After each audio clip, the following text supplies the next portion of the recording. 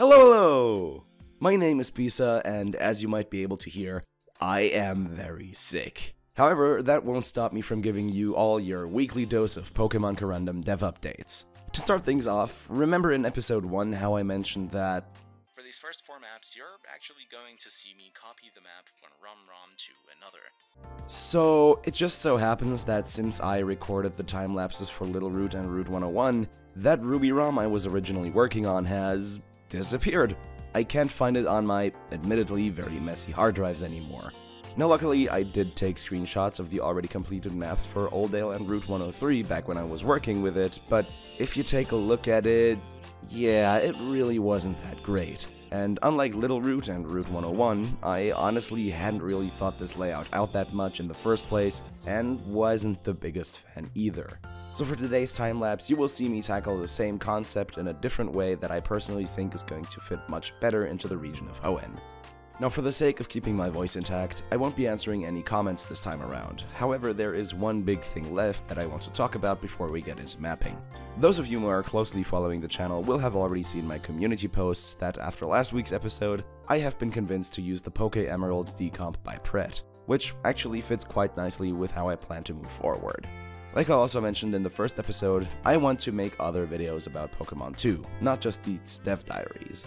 That being said, I also don't want to keep people waiting on progress on the project, so starting next week I will be doing development live streams every time after I post a video that's not a dev diary. And as a first order of business, we will work on bringing everything from the current Emerald ROM to Poke Emerald, as to not unnecessarily repeat the steps we've already made in this series.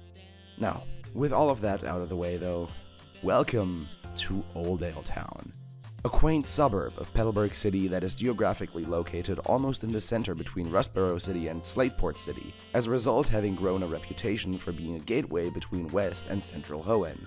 Many exotic goods from all over the region used to be offered here due to its direct land connection to Slateport City, but the imminent completion of Rustturf Tunnel has paralyzed intra-regional trade and left the community of Oldale anxious about its small town's future.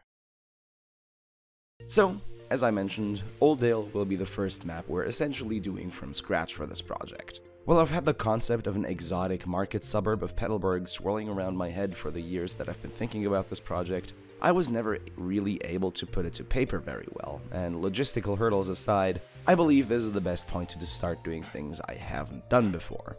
Now, as I mentioned, I am vastly changing the character of Oldale Town for this hack. In the original games, it always felt incredibly unnecessary and utilitarian. Sure, it's a first town to visit, and there's a point to be made that it's intentionally boring to push you along into your journey, but after Route 101 was the shortest first route in any 2D Pokemon game, this small crossing with a few houses that's not really any more complex or larger than Little Route is just not enough.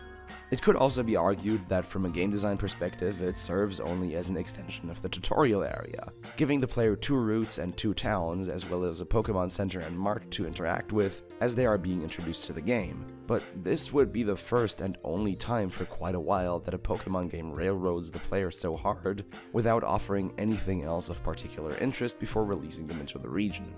To reconcile all these factors with one another while also just making the place more compelling, I've ultimately decided on going through with my concept, however keeping things simple to start off with, meaning that the market will only offer its goods after the player has completed Rustturf Tunnel.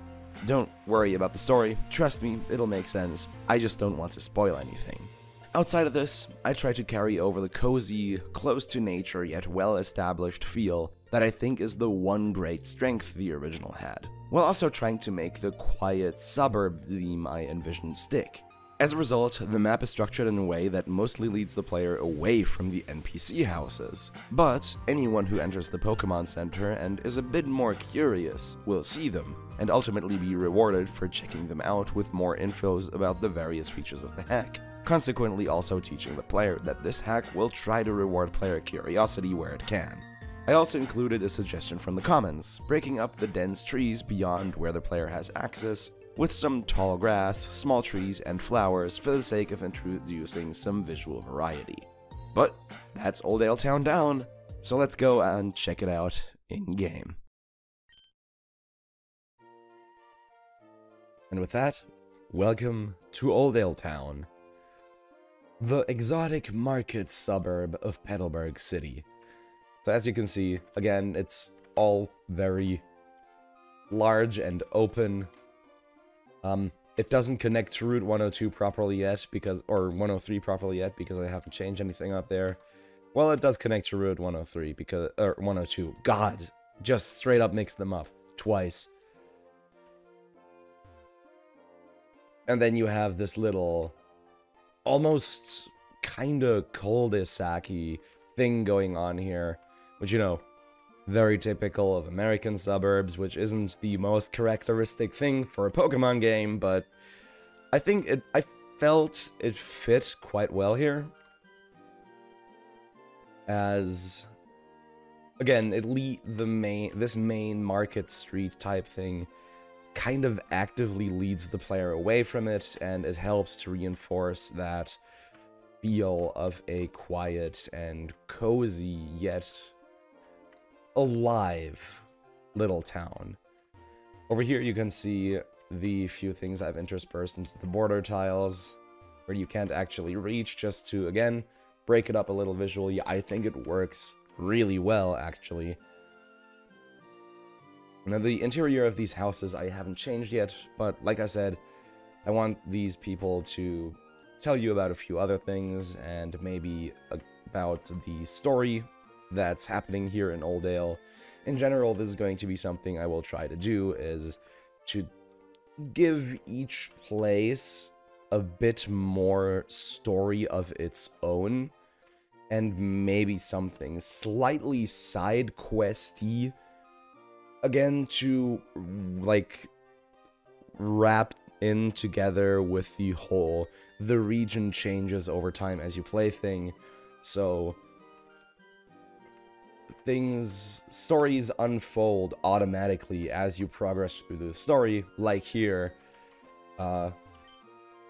Rust Turf Tunnel is going to be, literally, you completing Rust Turf Tunnel is going to be the catalyst for Oldale Town seeing the resurgence it needs. Again, I don't want to spoil everything. It might be kind of obvious to those already more familiar with, you know, the whole Rust Turf Tunnel thing.